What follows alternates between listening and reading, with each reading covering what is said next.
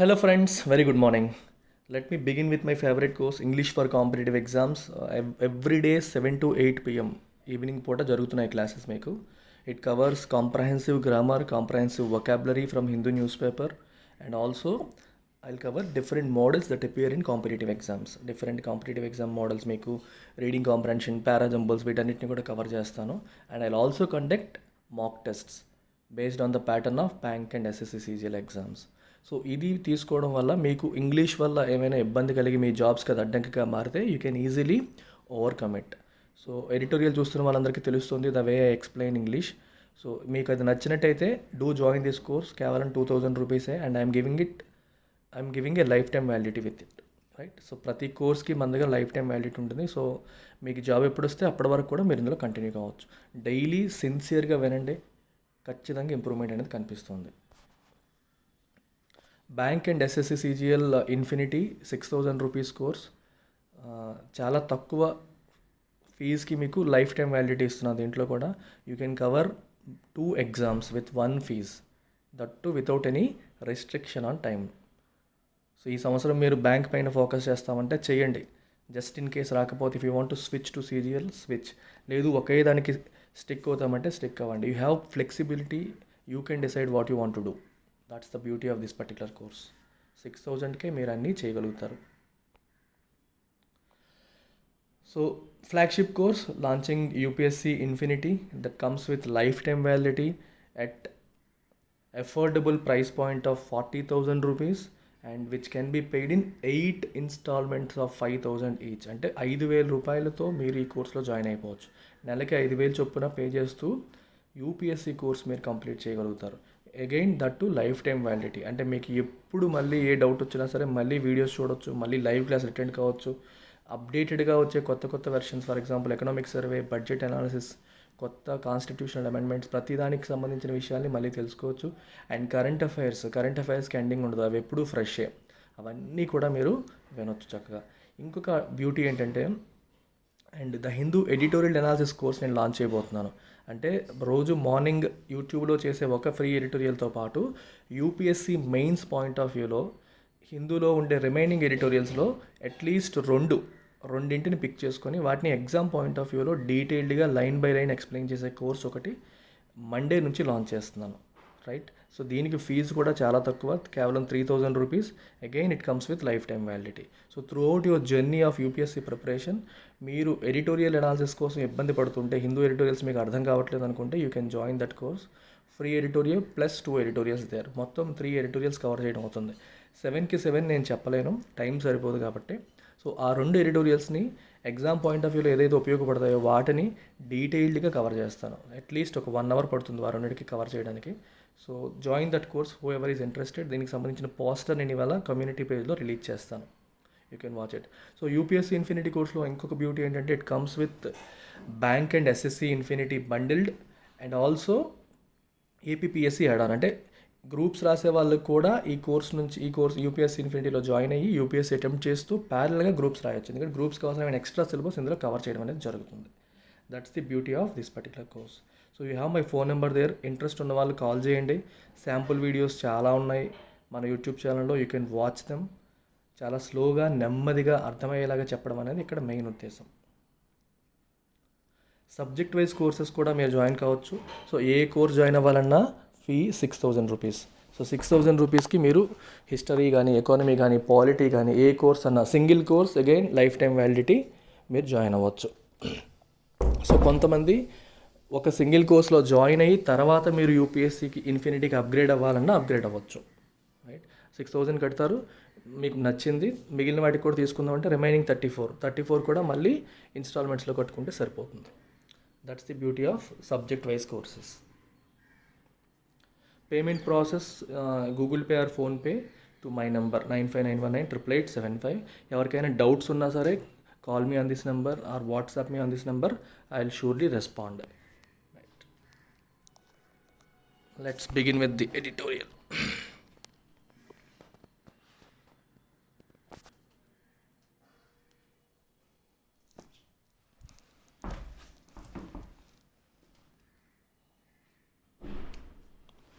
Okay, a case for extension on rural jobs scheme.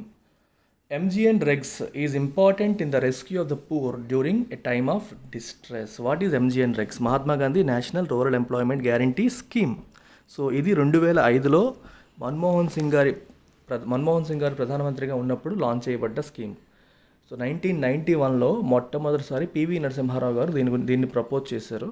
2005లో UPA హయాంలో మన్మోహన్ సింగ్ గారు ప్రధానమంత్రిగా ఉన్నప్పుడు ఈ స్కీమ్ని లాంచ్ చేయడం అనేది జరిగింది. అప్పటి నుంచి ఇప్పటి వరకు కూడా సక్సెస్ఫుల్గా రన్ అవుతుంది. దీని యొక్క ప్రధాన ఉద్దేశం ఏంటంటే రూరల్ ఏరియాస్లో, పేరులోనే మీకు ఉంది రూరల్ అని, సంవత్సరానికి కనీసం 100 పని దినాల కల్పన. అర్థమవుతుంది, కనీసం 100 పని దినాలు కల్పించాలి. సో ఎవరైతే అప్లై చేస్తారో దీనికి వాళ్ళకి 100 పని దినాలు సంవత్సరానికి ఇవ్వడం అనేది దీని యొక్క బాధ్యత. ఇది ఒక యాక్ట్ కింద మారింది కాబట్టి it's a legal entitlement on behalf of government.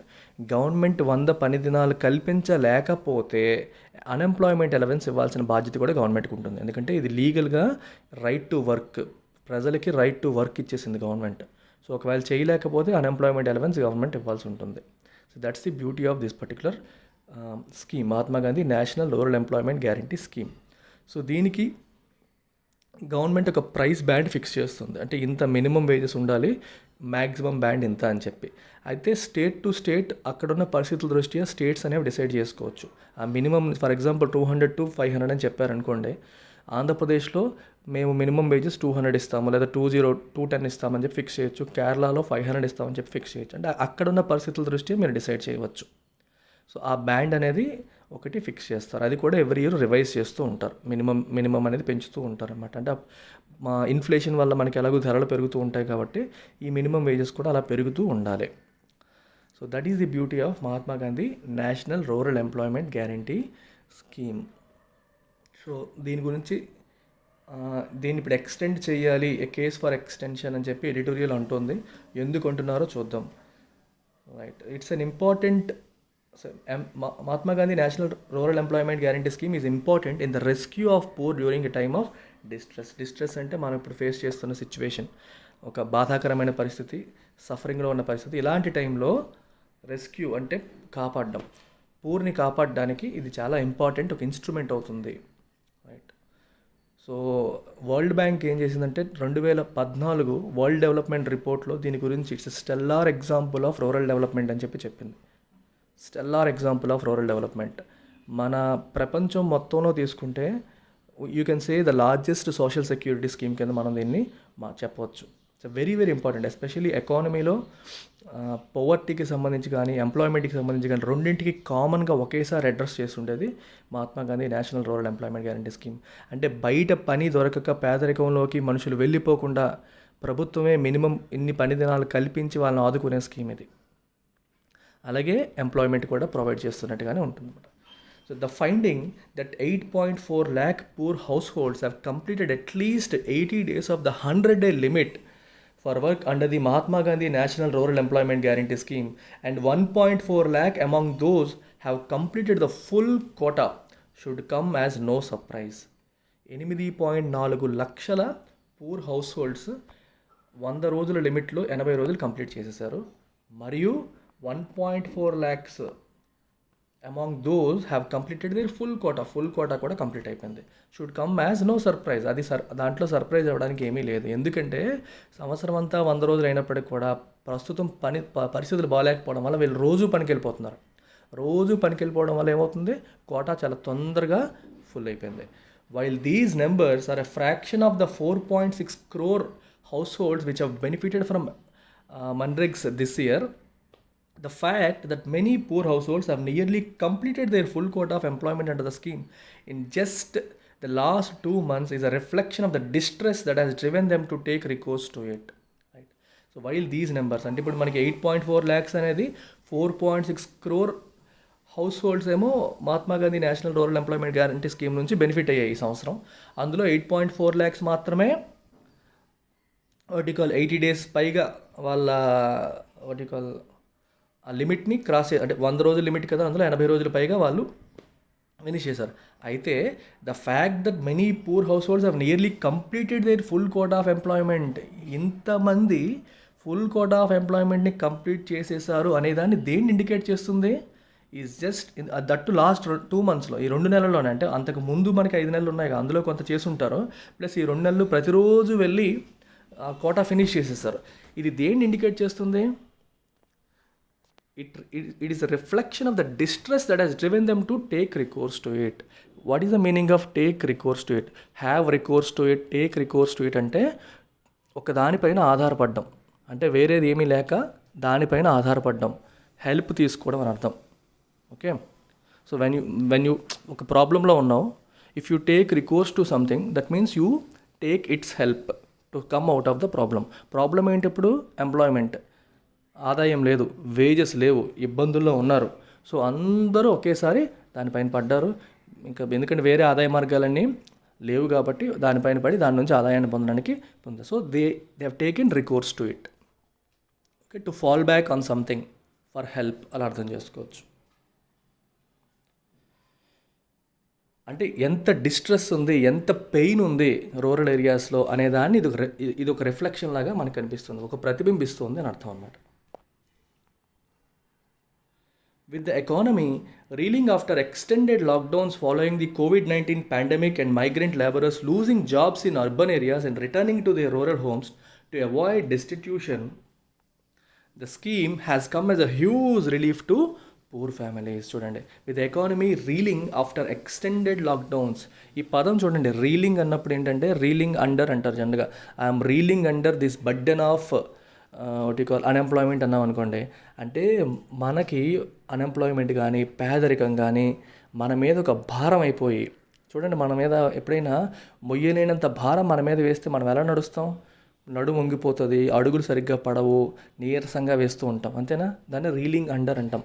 So reeling under ఈ సిచ్యువేషన్ ఎలా వస్తుందంటే you are unable to walk properly అనే సెన్స్ వస్తుంది. Why are you not able to walk properly? Because you are under the burden of something big. ఆ burden అనేది మిమ్మల్ని సరిగ్గా నార్మల్గా ఉండనీయకుండా చేస్తుంది. సో ఇక్కడ ఎకానమీ, ఇక్కడ మనిషి కాదు, ఎకానమీని పర్సనిఫై చేశారు. Economy reeling after the multiple extended lockdowns. ఈ లాక్డౌన్ మీద లాక్డౌన్ రావడం వల్ల ఎకానమీ కుంటిదైపోతుంది ఒక రకంగా. It is limping, you can say it is limping, నడవలేకపోతుంది సరిగ్గా because of these lockdowns following the COVID-19 pandemic and migrant laborers losing their jobs in urban areas and returning to their rural homes to avoid destitution. Destitution అంటే అర్థం ఏంటి? కటిక పేదరికం. డెస్టిట్యూషన్ అంటే extreme poverty. ఎంత extreme అంటే మన బేసిక్ మీన్స్, అంటే కూడు గూడు గుడ్డ అంటాం, అంటే తినడానికి తిండి, వేసుకోవడానికి గుడ్డ, ఉండడానికి ఒక గూడు, అవి కూడా లేని పరిస్థితిలోకి నెట్టబడడం, దాన్ని మనం డెస్టిట్యూషన్ అంటాం.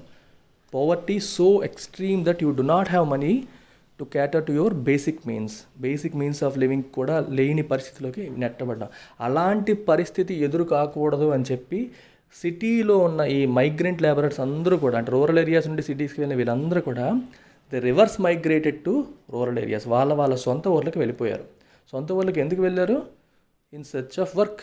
అక్కడ మరి వర్క్ లేదని అర్థమైపోయింది. సో కటిక పేదరికంలోకి వెళ్ళిపోతారు, ఖాళీగా కూర్చుంటే ఏమొస్తుంది? అందుకే వాళ్ళ ఊర్లకి మళ్ళీ వాళ్ళు వెనక్కి వెళ్ళిపోయారు. రివర్స్ మైగ్రేషన్ అంటాం అందుకే దీన్ని. మైగ్రెంట్ లేబరర్స్ ఏమో ఉద్యోగాలు కోల్పోయారు, returning to their rural homes to avoid destitution. The scheme has come as a huge relief to poor families. మరి ఎంతమంది రూరల్ ఏరియాస్కి వచ్చిన తర్వాత రూరల్ ఏరియాస్లో వాళ్ళకి ఫుడ్ ఎలా వస్తుంది? అలాంటి వాళ్ళకి Mahatma Gandhi national rural employment guarantee scheme అనేది ఒక హ్యూజ్ రిలీఫ్ లాగా, ఒక ఉపశమనాన్ని కల్పించేలాగా ఆ పూర్ ఫ్యామిలీస్కి హెల్ప్ చేసింది. Data from this year show that in nearly 2/3 of the states demand for MNREGS work has doubled or even tripled in a number of districts compared to the previous year. ఈ సంవత్సరం మనం వచ్చిన డేటాని observe చేస్తే nearly 2/3 of the స్టేట్స్లో demand for MNREGS work has doubled or even tripled. Double అయింది. చాలా ప్లేసెస్లో వర్క్కి డిమాండ్ డబుల్ అయింది. ఇంతకుముందు 100 మంది అప్లై చేసి ఇప్పుడు 200 మంది అప్లై చేస్తున్నారు. And also tripled in number of districts compare to the previous ఇయర్తో కంపేర్ చేస్తే చాలా డిస్ట్రిక్ట్స్లో ఇది కూడా ట్రిపుల్ అయింది. Only in states that kharif crop was sown, right, the demand was relatively lower. Kharif crop ఎక్కడైతే నాట్లు వేశారో అక్కడ మాత్రం డిమాండ్ తక్కువ, ఎందుకంటే అగ్రికల్చరల్ లేబర్ ఉంటుంది కదా, సో ఆ వర్క్ ఎలాగో ఉంటుంది కాబట్టి దీనికి డిమాండ్ తక్కువగా ఉంది. సో ఖరీఫ్ అంటే ఏంటి, మాన్సూన్ బిగినింగ్లో వేసేదాన్ని మనం ఖరీఫ్ అంటాం, వేసే పంటని ఖరీఫ్ అంటాం. మాన్సూన్ అయ్యాక before the onset of winter అప్పుడు స్టార్ట్ చేసేదాన్ని రబీ అంటారు. ఖరీఫ్, రబీ చాలా ఇంపార్టెంట్. సో ఆ పంటలు ఎక్కడైతే ఎక్కువగా వేశారో అక్కడ అగ్రికల్చర్ వర్క్ ఉంటుంది కాబట్టి దీనికి ఉన్న డిమాండ్ కొంచెం తక్కువగా ఉంది. But with some states resorting to their own shutdowns to curtail the spread of COVID-19, the prospects of a robust economic recovery that would benefit those engaged in casual labor and daily wage labor remain dim. So, దీని అర్థం చూడండి. With some states resorting to, what is the meaning of resort to? Resort to అంటే అర్థం ఏంటంటే, if you resort to something, you do it because you do it although you don't want to do it because you don't have anything to do. అర్థమవుతుందా? For example చూడండి, మీకు best thing చెప్తాను. మనకి private స్కూల్స్లో పనిచేసే teachers ఉన్నారు. Private స్కూల్స్లో పనిచేసే ఈ టీచర్స్ వాళ్ళు టీచింగ్ ప్రొఫెషన్, వాళ్ళకి ఇష్టం ఏంటి, టీచింగ్ ఇష్టం, అందుకని టీచింగ్ ప్రొఫెషన్లోకి వెళ్ళారు, ఎంతో కొంత సంపాదించుకుంటున్నారు, కుటుంబాన్ని పోషించుకుంటూ వెళ్తున్నారు. అయితే అన్ఫార్చునేట్లీ ఇప్పుడు వచ్చిన పరిస్థితుల్లో స్కూల్స్ మూసేయడం అయిపోయింది. సో వాళ్ళ యాజమాన్యాలు వాళ్ళకి జీతం ఇవ్వలేని పరిస్థితుల్లో ఉన్నారు. సో వాళ్ళు ఇవ్వట్లేదు. సో చాలామందికి ఉద్యోగాలు పోయాయి, లేదా ఉద్యోగం ఉన్నా సరే జీతం రాని పరిస్థితి ఉంది. సో వాళ్ళు ఏం చేస్తారు, ఏం చేయాలో తెలియక అందులో చాలామంది ఈ Mahatma Gandhi national rural employment guarantee scheme కింద పనికి వెళ్తున్నారు. అలాంటి వాళ్ళని కూడా నేను చూశాను. లేదా కొంతమంది కూరగాయల షాప్ పెట్టుకున్నారు, కొంతమంది రోడ్డు పైన టిఫిన్లు అమ్ముతున్నారు, ఇవన్నీ చేశారు.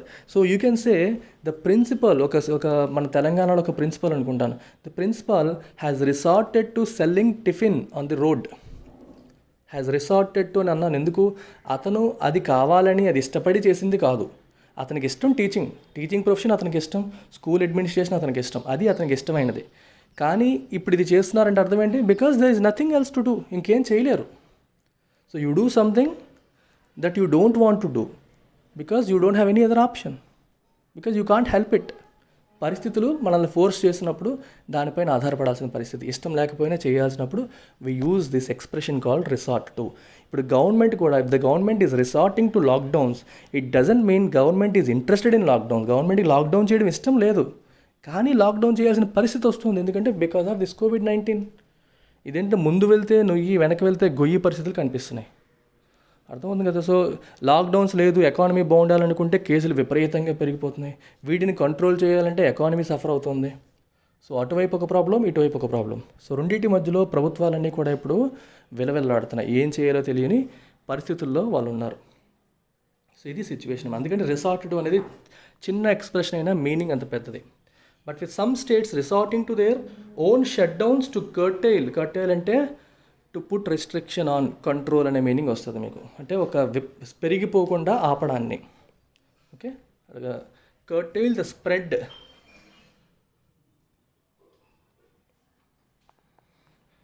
Of COVID-19, the prospects of robust economic recovery. Prospects అంటే మనకి అవకాశాలు ఎంత ఉందని. ఆఫ్ రోబస్ట్ రోబస్ట్ అంటే స్ట్రాంగ్, ఎకనామిక్ రికవరీ, ఎకానమీ స్ట్రాంగ్గా రికవర్ అయిపోతుంది అనడానికి ఉన్న అవకాశాలు ఏవైతే ఉన్నాయో, that would benefit those engaged in casual labour and daily wage labour remain dim. ఆ ప్రాస్పెక్ట్స్ అనేవి కనిపించట్లా, డిమ్గా ఉన్నాయి. See if prospects are bright అంటే మంచిగా ఉన్నాయి, ఛాన్సెస్ చాలా ఎక్కువగా ఉన్నాయని అర్థం. If the prospects are dim అంటే ఆ అవకాశం లేదా ఆ ఛాన్స్ అనేది చాలా తక్కువగా ఉంది అని అర్థం. ఓకే, ఫర్ ఎగ్జాంపుల్ చూడండి, ఈ అబ్బాయికి మంచి ప్రాస్పెక్ట్స్ ఉన్నాయంటాం, అంటే మంచి ఛాన్స్ ఉంది గ్రో అవ్వడానికి. ప్రాస్పెక్ట్స్ ఆర్ బ్రైట్, గుడ్, మంచి ఛాన్సెస్, బ్రైట్గా ఉన్నాయి, అవకాశాలు ఉన్నాయంట. ప్రాస్పెక్ట్స్ ఆర్ డిమ్ అంటే డిమ్ అయిపోయి, అంటే సరిగ్గా అవకాశాలు ఉండలేదు, బాగాలేదు అని అర్థం అనమాట. అయితే ఇక్కడ మీకు రెండు పదాలు వాడారు, casual labour and daily wage labour. మీకు లేబర్లో క్యాజువల్ లేబర్ అంటే చూడండి, ఫుల్ టైం ఎంప్లాయీస్ అంటాం. ఫుల్ టైం ఎంప్లాయీస్ అంటే నెల జీతాలు ఇస్తారు, వాళ్ళకి ప్రతిరోజు ఫిక్స్డ్ వర్క్ అవర్స్ ఉంటాయి. అలాగే పార్ట్ టైం లేబర్ అన్నామంటే వాళ్ళకి ఏమవుతుంది, రోజంతా పని ఉండదు, లేదా వారానికి ఒక 3 రోజులు లేదా రోజుకి ఒక 3 గంటలు ఫిక్స్డ్గా టైం ఫ్రేమ్ ఉంటుంది, ఆ టైంకి వచ్చి చేసుకుని వెళ్ళిపోతారు. అది పార్ట్ టైం లేబర్. ఒకటి పార్ట్ టైం, ఒకటి full time. Then what is casual labour? Casual లేబర్కి ఇలాంటి పర్మనెంట్ ఎంప్లాయ్మెంట్ అంటూ ఉండదు. ఏదైనా టాస్క్ వచ్చినప్పుడు ఆ టాస్క్ వచ్చినప్పుడు పిలుస్తారు, చేయించేస్తారు, టాస్క్ అయిపోగానే వాళ్ళ జీతం వాళ్ళకి ఇచ్చేస్తారు, పంపించేస్తారు. సో ఎంటైటిల్మెంట్ ఉండదు, దాన్ని క్యాజువల్ లేబర్ అంటాం. సో ఎకానమీ బాగున్నప్పుడు క్యాజువల్ లేబర్ కూడా వర్క్ అంటే ఎప్పుడైనా వాళ్ళు రోజు వెళ్ళడానికి వాళ్ళకి వేరే పనులు ఉంటాయి, మధ్యలో ఎవరైనా పనిస్తే వెళ్తారు, అంటే ఒక పర్టికులర్ టాస్క్ కంప్లీట్ చేస్తారు వచ్చేస్తారు. సో దాన్ని మనం క్యాజువల్ లేబర్ అంటాం. డైలీ వేజ్ లేబర్ అంటే డైలీ ఏ రోజుకి ఆ రోజు జీతానికి పనిచేసే వాళ్ళు, వాటి కాల్ వేజ్కి పనిచేసే వాళ్ళని డైలీ వేజ్ లేబర్ అంటాం. సో వీళ్ళందరికీ ప్రాస్పెక్ట్స్ ఎలా ఉన్నాయి? రిమైన్ డిమ్, అంటే సిటీస్లో అవకాశాలు కనిపించట్లేదు. The fairly good monsoon this season should help with providing for more agricultural jobs beyond the Manrek's works as well, but the surging rate of demand for work under the scheme suggests that it is time the government thought about extending the limit at least on a state by state basis. దీని అర్థం ఏంటి? The fairly good monsoon అంటే ఈ సంవత్సరం monsoon బాగుంది, వర్షం కొంచెం బెటర్గా ఉంది. Fairly good monsoon this season should help with providing more agricultural jobs. So monsoon బాగున్నప్పుడు ఏమవుతుంది? రైతులకి అది పాజిటివ్. సో రైతులకి అది పాజిటివ్ కాబట్టి అగ్రికల్చరల్ జాబ్స్ పెరిగే అవకాశాలు ఉంటాయి. సో రైతులు అగ్రికల్చరల్ లేబర్ని అపాయింట్ చేసుకుంటారు, వాళ్ళకి అవసరానికి వాళ్ళు రోజుకి ఎంత అని చెప్పి పే చేస్తారు. సో అది బాగానే ఉంది. అయినప్పటికీ కూడా సో బియాండ్ దిస్ అంటే ఇది కాకుండా ఇంకా అది, but the surging rate of demand అయినప్పటికీ కూడా డిమాండ్ ఎక్కువగానే ఉంది. ఎందుకంటే రివర్స్ మైగ్రేషన్ జరిగింది. బేసిక్గా సిటీస్ నుండి చాలామంది పల్లెటూళ్ళకి వచ్చేయడం వల్ల వాళ్ళకు కూడా ఎంప్లాయ్మెంట్ ఇవ్వాలి. అగ్రికల్చర్లో ఎంతమందికైనా ఇవ్వగలుగుతున్నారు? ఇవ్వలేరు. అందువల్ల వీళ్ళకి కూడా ఇవ్వాల్సి వస్తుంది. అందుకే డిమాండ్ బాగా పెరిగిపోయింది వీటికి. Demand for work under the scheme suggest that it is time the government thought about extending the limit. అందుకే లిమిట్ని ఎక్స్టెండ్ చేయాలి. 100 రోజులు కాకుండా ఇంకొంచెం పెంచాలి. ఇన్ఫ్యాక్ట్ స్కీమ్లో చెప్పేది కూడా ఏంటి? మినిమం 100 రోజులు అంటున్నారు. 100 రోజులే ఇవ్వాలని కాదు, 150 రోజులు ఇచ్చినా ప్రాబ్లం లేదు. గవర్నమెంట్కి ఖర్చు పెరుగుతుంది, కానీ ఇవ్వాల్సిన పరిస్థితి వచ్చినప్పుడు ఇవ్వాలి, తప్పదు. అట్లీస్ట్ అని state by state basis. So ఏ స్టేట్లో ఎక్కువగా అవసరం ఉందో చూసుకొని అట్లీస్ట్ ఆ స్టేట్లోనైనా ఇస్తే బాగుంటుంది అనేది ఇక్కడ చెప్తున్నారు. The swell in agrarian employment. Swell అంటే ఏంటి? వాచిపోవడం అంటాం కదా. స్వెల్లింగ్ అంటే ఇంక్రీజ్ అవ్వడం అని చేసుకోవచ్చు. The swell in agrarian employment. Agrarian అంటే అగ్రికల్చర్లో in the monsoon season notwithstanding అని ఎప్పుడైనా కనిపిస్తే ఇన్స్పైట్ ఆఫ్ అని పెట్టుకోండి అక్కడ.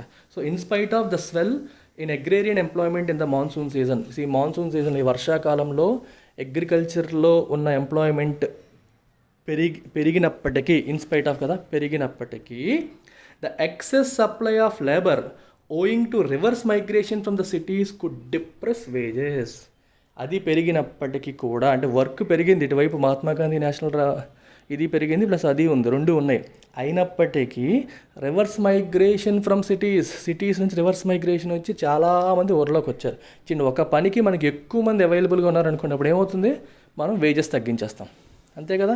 ఇచ్చే వేతనాలు ఇప్పుడు రైతులకు కూడా ఇది ఒక అడ్వాంటేజ్ అవుతుంది. ఏదైనా పనికి ఎక్కువ మంది దొరుకుతున్నారు, సో ఎక్కువ ఇవ్వాల్సిన అవసరం లేదు. వాళ్ళు బార్గెనింగ్ పవర్ కోల్పోతారు, తక్కువ ఇస్తే అయిపోతుంది. అందుకే కుడ్ డిప్రెస్ వేజెస్ తగ్గిపోతాయి. వాళ్ళకి రోజువారీ ఇచ్చే కూలీ ఏదైతే ఉందో అది తగ్గిపోతుంది, తగ్గిపోతుంది అని అర్థం. This makes an extension of the limit of work under the MNREGS even more imperative అంటే వెరీ ఇంపార్టెంట్, ఎక్స్ట్రీమ్లీ ఇంపార్టెంట్ అని అర్థం. అందుకనే Mahatma Gandhi national rural employment guarantee scheme కింద వర్క్ని ఎక్స్టెండ్ చేయడం అనేది చాలా ఇంపార్టెంట్ అని అంటున్నారు. ఎందుకంటే ఇది గవర్నమెంట్ స్కీమ్, ఇందులో ఎక్కువ మంది పనికి వస్తున్నారు కదా అని చెప్పి వేతనం తగ్గించడం అనేది ఉండదు. రైతులది అనేది ఇన్ఫార్మల్. సో వాళ్ళకి అప్పటికొనే మార్కెట్ డిమాండ్ బట్టి ఎంత ఇవ్వాలని డిసైడ్ చేసుకుంటారు. సో ఎక్కువ మంది అవైలబుల్గా ఉన్నారనుకోండి, వర్క్ ఫోర్స్ ఎక్కువగా అవైలబుల్ ఉంటే వాళ్ళకి వచ్చే వేతనం తగ్గిపోతుంది, కూలీ తగ్గిపోతుంది. సో ఇది గవర్నమెంట్ది కాబట్టి ఇవ్వాల్సి ఉంటుంది. అందుకే ఎక్సెస్ సప్లై ఉండడం వల్ల వేజెస్ తగ్గిపోయే ప్రమాదం ఉంది, అంటే వాళ్ళకి కూలీలు తగ్గిపోయే ప్రమాదం ఉంది. కాబట్టి ఇందులో ఎక్స్టెన్షన్ ఇస్తే చాలామంది దీంట్లో they will take recourse to it. So దీనిలో సాయం పొందుతారు అనేది ఇక్కడ ప్రధాన ఉద్దేశం అన్నమాట. సో ఈ పాయింట్ అర్థం చేసుకోండి.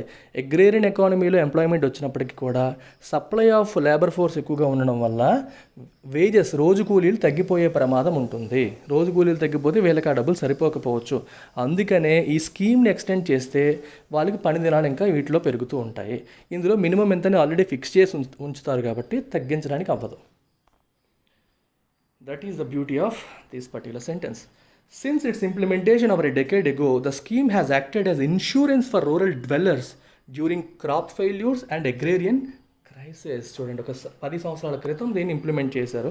అప్పటి నుంచి the scheme has acted as insurance for rural dwellers అంటే ఉండేవాళ్ళు, నివాసితులు. రూరల్ ఏరియాస్లో ఉండే వాళ్ళకి during crop failures and agrarian crisis, వ్యవసాయ సంక్షోభాలు వచ్చినప్పుడు మరియు క్రాప్ ఫెయిల్యూర్ అయినప్పుడు, సరైన వర్షాలు పడకపోవడం ఇట్లాంటి కారణాల వల్ల క్రాప్ ఫెయిల్యూర్ అయినప్పుడు కూడా మనకి ఇది ఒక ఇన్సూరెన్స్ లాగా పనిచేస్తుంది. ఇన్సూరెన్స్ అంటే అర్థం ఏంటి? మనం ఏదైతే మెయిన్ అనుకుంటామో అది ఫెయిల్ అయినప్పుడు మనకి సపోర్ట్ చేసేది ఇన్సూరెన్స్. ఒక మనిషి మీద కుటుంబం ఆధారపడింది, ఆ మనిషి సడన్గా చనిపోతే కుటుంబం రోడ్డు మీద పడిపోతుంది. అప్పుడు వాళ్ళకి అక్కడికి వచ్చేది ఏంటి? ఇన్సూరెన్స్. అతని మీద ఎల్ఐసి చేశారనుకోండి, లైఫ్ ఇన్సూరెన్స్ చేసి ఉంటే ఏమవుతుంది? సో అతను చనిపోయినా సరే కుటుంబాన్ని ఆదుకోవడానికి ఎంతో కొంత మనీ అతను పే చేసిన దాన్ని బట్టి వస్తుంది. అలాగే మోటార్ ఇన్సూరెన్స్ కానీ, లేకపోతే కార్ ఇన్సూరెన్స్ ఉంటుంది. ఇప్పుడు మనకి ఏదైనా గుద్దేశాం, మామూలుగా రిపేర్ చేస్తే చాలా ఎక్కువ అవుతుంది. ఇప్పుడు యాక్సిడెంట్ చేయడం అనేది మనం నార్మల్గా ఎక్స్పెక్ట్ చేసేది కాదు, కానీ జరిగినప్పుడు మామూలుగా పాకెట్ నుంచి పెట్టాలంటే వేలల్లో పెట్టాలి. అదే ఇన్సూరెన్స్ ఉంటే ఒక 1000 రూపాయలు 2000 పెడితే వాళ్ళే చేస్తారు. ఇదంటే ఇలాంటి అన్ప్లెజెంట్ ఈవెంట్స్ వచ్చినప్పుడు మనల్ని కాపాడేది ఇన్సూరెన్స్. సిమిలర్గా గవర్నమెంట్ దీన్ని ఎలా తీసుకుంది ఇప్పటివరకు? స్కీమ్ ఎలా పనిచేసింది ఇప్పటివరకు? అన్ప్లెజెంట్ ఈవెంట్స్, మన క్రాప్ ఫెయిల్, మామూలుగా రైతు ఏం చేస్తారు? పంట పండించుకుంటారు, చక్కగా అలాంటి పరిస్థితులు ఎప్పుడైనా సరే ఫెయిల్ అయినా అప్పుడు కడుపు మాడకుండా they can go and take recourse to it. So దీని సాయం పొందవచ్చు. అంటే వరస్ట్ కేస్ సినారియోలో వాళ్ళు జనరల్గా వాళ్ళకి ఆదాయాన్ని ఇచ్చేవి ఫెయిల్ అయినప్పుడు they can take recourse to this Mahatma Gandhi national rural employment guarantee scheme. ఇప్పటివరకు అలాగే పనిచేసింది. అది ఒక ఇన్సూరెన్స్ లాగా అనమాట. మన మెయిన్ది ఫెయిల్ అయినప్పుడు దీని మీద ఆధారపడేవాళ్ళు. But the centre's outlook towards it continues to limit it only as a fallback option for the poor. కానీ సెంట్రల్ గవర్నమెంట్ ఏం చేస్తుంది? దీన్ని ఒక fallback, alternative employment option కింద చూస్తుంది తప్పితే దాన్ని మెయిన్గా వాడదామని చూడట్లేదు. అంటే ఒక ఇన్సూరెన్స్ లాగే ఏదన్నా పోతే, ఏదన్నా లేనప్పుడు దీన్ని ఇది వాళ్ళ కటిక పేదరికంలోకి వెళ్లకుండా ఒక ఆధారపడదగ్గ వాటి కాల్ ఆస్పెక్ట్గానే చూస్తుంది దీన్ని. ఫాల్ బ్యాక్ అంటే అర్థం ఏంటి? Something you fall back on, something you depend on. అంటే ఏది లేనప్పుడు వాళ్ళ మీద ఆధారపడ్డాం అలాగనమాట. ఫాల్ బ్యాక్ అంటే ఇక్కడ యాడ్జెక్టివ్. ఫాల్ బ్యాక్ ఆప్షన్ అంటే something on which you depend on.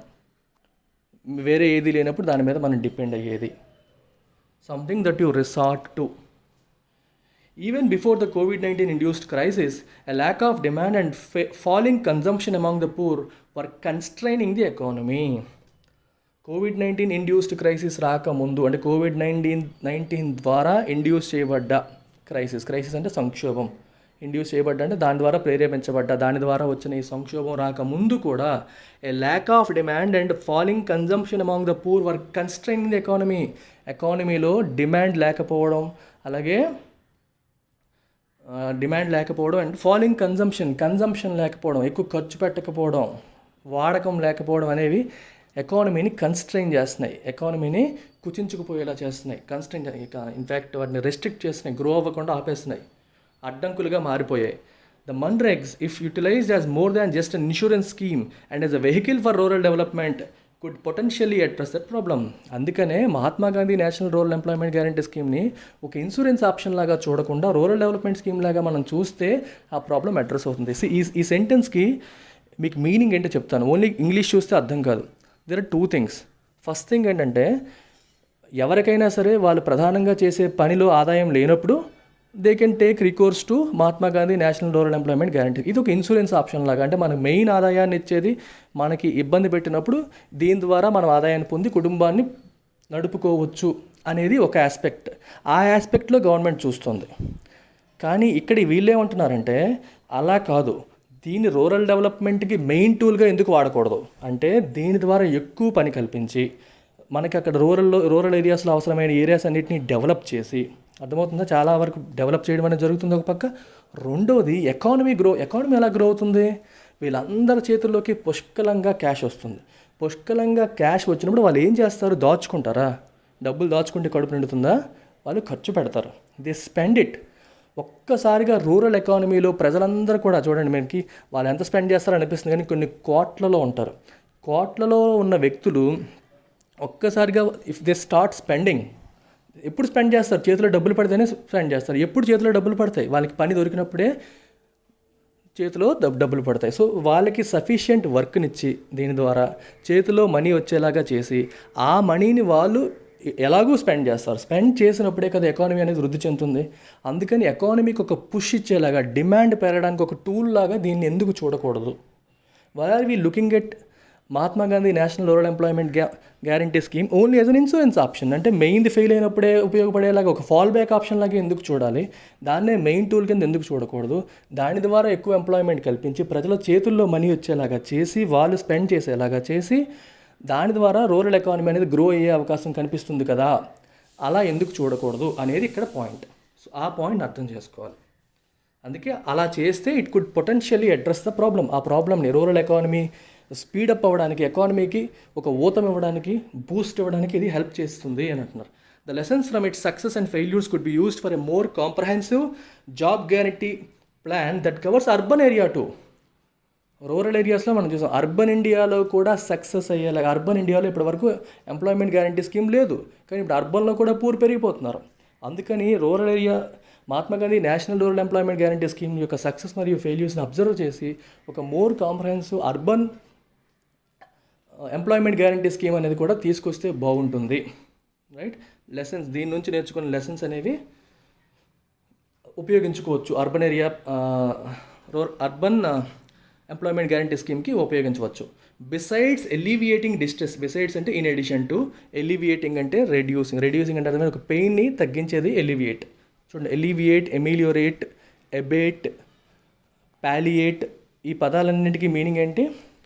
Reduce the distress అంటే పెయిన్ తగ్గించడం, అంటే to make something less severe. అంటే పెయిన్ ఎక్కువగా ఉంటే దాన్ని తగ్గించడాన్ని మనం ఎలివియేషన్ అంటాం, ఎమిలియోరేషన్ అంటాం, ఎబేట్ అంటాం. ఈ పదాలన్నీ దీనికి వాడవచ్చు. పాలియేట్ అంటాం. క్యాన్సర్ కేర్లో పాలియేటివ్ కేర్ అని ఉంటుంది. క్యాన్సర్ అంటే 4th స్టేజ్ వచ్చేసిన వాళ్ళకి ఇంకా వాళ్ళు ఎలాగో బతకరు, కానీ విపరీతమైన పెయిన్ ఉంటుంది, అనుభవిస్తారు. ఆ పెయిన్ లేకుండా, డెత్ అనేది పెయిన్ఫుల్గా కాకుండా పెయిన్ లేకుండా వాళ్ళని పాలియేటివ్ కేర్లో పెడతారు. పాలియేటివ్ అంటే ఆ సివియరిటీ ఆఫ్ పెయిన్ అనుభవించకుండా దానికి అవసరమైన పెయిన్ కిల్లర్స్ ఇస్తూ అట్లీస్ట్ ఆ పెయిన్ లేకుండా చూసుకోవడం, దాన్ని పాలియేటివ్ కేర్ అంటాం. పాలియేట్ అంటే ఆ సివియరిటీ ఆఫ్ పెయిన్ని తగ్గించడం పాలియేషన్. ఎమిలియోరేషన్, ఎలివియేషన్. బిసైడ్స్ అంటే ఇన్ ఎడిషన్ టు, అంటే ఆ నొప్పిని, ఆ సివియరిటీ ఆఫ్ డిస్ట్రెస్ని తగ్గించడమే కాకుండా this could also boost consumption, అంటే ఆదాయం లేక సఫర్ అవుతున్నప్పుడు ఆ పెయిన్ తగ్గించే టూల్గానే కాకుండా దీన్ని కన్జంప్షన్ బూస్ట్ చేసేలాగా, అంటే ఒక్కసారిగా మనం సిస్టంలో కన్జంప్షన్ బూస్ట్ చేసే ఒక టూల్ లాగా ఎందుకు చూడకూడదు? This could also boost consumption and aid economic రికవరీకి ఇది హెల్ప్ చేస్తుంది. అర్థమవుతుందా? ఇట్ కుడ్ అంటే పాసిబిలిటీ ఉంది అని అర్థం. For example, this could also boost consumption boost చేయగలుగుతుంది మరియు ఎకనామిక్ రికవరీకి ఎయిడ్ అంటే సాయం చేయగలుగుతుంది.